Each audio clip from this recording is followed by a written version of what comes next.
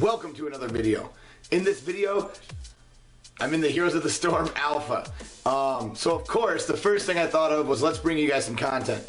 So I went out last night, got it downloaded, got it installed, made sure it was working. And then I bought Diablo because I really wanted to play Diablo.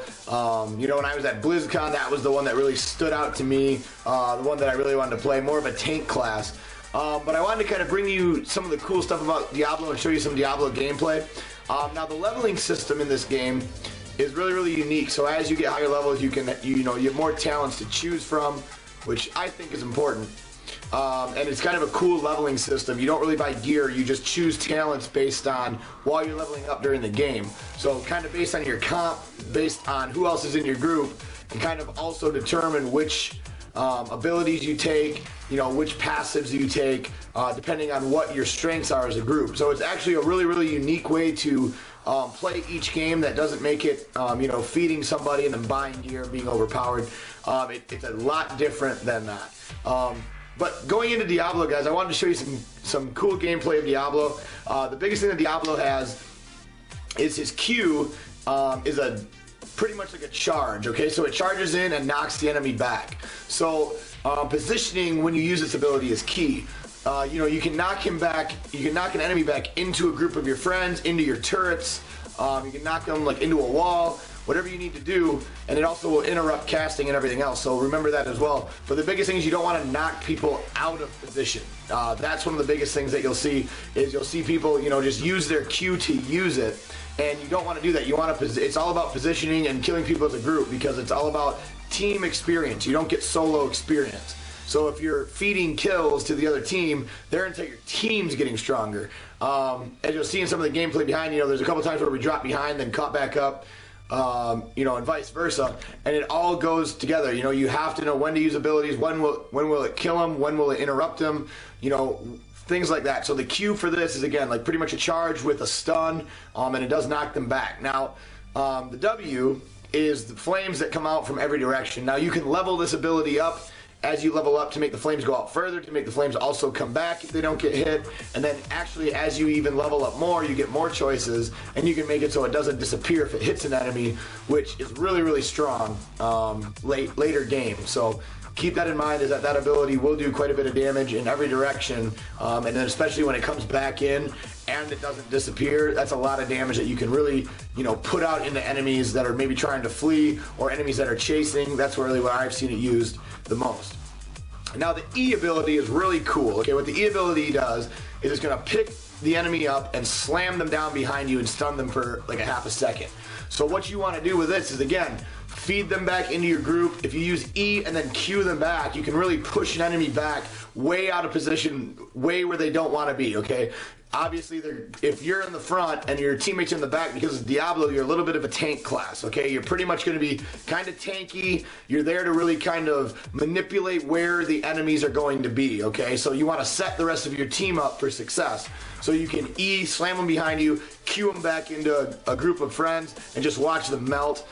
You do quite a bit of damage with Diablo, but again, the biggest thing is Diablo is you're going to be just a massive tank. Like, you can just take a pounding, and you can really survive quite a bit of attack, especially if you're ahead in levels and you get your souls up. If you can get to your max stack of souls, like even at 50 souls, which is your max stack until you can get up to 250 with the talents.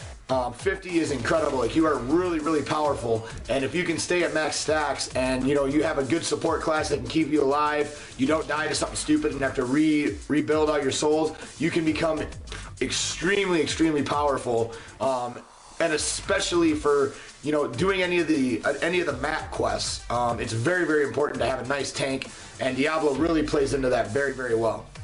Then the ults, okay, so the ultimate abilities, you have two to choose from. You have one that will put pretty much a damaging circle under the enemy no matter where they are on the map, and then if they stand in that, it explodes after 2 seconds and deals 200 or a bunch of damage to them. It's an alright ult. My favorite one is the lightning breath. Now the lightning breath is pretty much a channel, and it does a ton of damage as you level up, and just melts enemies. And the cool thing is you can move your cursor around, and it'll actually, the flame breath will follow you around, the lightning breath will follow you around. And as you level up your talents, there's actually one that makes it 50% longer, which is just insane. So if you've ever, played Diablo and fought Diablo at the end, that ability where, his breath comes out in the third phase and kind of sweeps over, that's really the ability that you get for an alt. And then, like I said, the other one is the damaging ability, which is still good, but I've just really enjoyed the lightning breath. I think it's a lot of fun. The other one's obviously very, very useful still, especially if you have an enemy who escapes barely. Pop your ult and it'll probably kill him. But yeah, guys, the other cool things is then at level 20 you get pretty much a utility ability. So for Diablo you can get a teleport, or you can get a shield that shields you and friendly units near you. So depending again on what classes you're playing with and kind of the classes you're playing against, like the teleport saved me quite a few times in the gameplay footage that you'll see behind me. I'll show you a couple clips of that. But for the most part, I really like both of those. Both of those were really good options. Again, just depending on the comp of players that you're with, it's really, really strong. But yeah, guys, go ahead and check out a little bit more of this video. Hope you guys like the footage. Again, if there's, they give you heroes every week, but you do have to pay money if you don't want to play the free ones for whatever one you want to unlock. So like I said, I did buy Diablo just because I wanted to play them. So if there's any of them that you want to see played below, once they become free, I'll try to get you a little mini guide on all of them, what their strengths and their weaknesses are. And kind of just go over their abilities and show you guys firsthand, because that's the reason that I got this alpha, was because I wanted to be able to bring you this content, and obviously, as always, guys, keep in mind the dates of these videos as you're watching. The biggest thing that I don't want you to say is, oh, well, this idiot doesn't talk about that, doesn't even do that anymore. From the date of this video, which is pretty much first day of alpha, this is how the Diablo worked. These are some of the abilities, and I doubt the core gameplay will change much. They might buff or nerf a couple things, but for the most part, this is kind of how everything works. For the hero, it's more of a tank class, more of a, position the enemy so the rest of your team can really just burn them down. That's really the key for the way that Diablo works. I don't really think the idea behind Diablo is going to change so much. But yeah, guys, go ahead, take a look at some more of these clips. Hope you enjoyed this video, and as always, see you in the next one.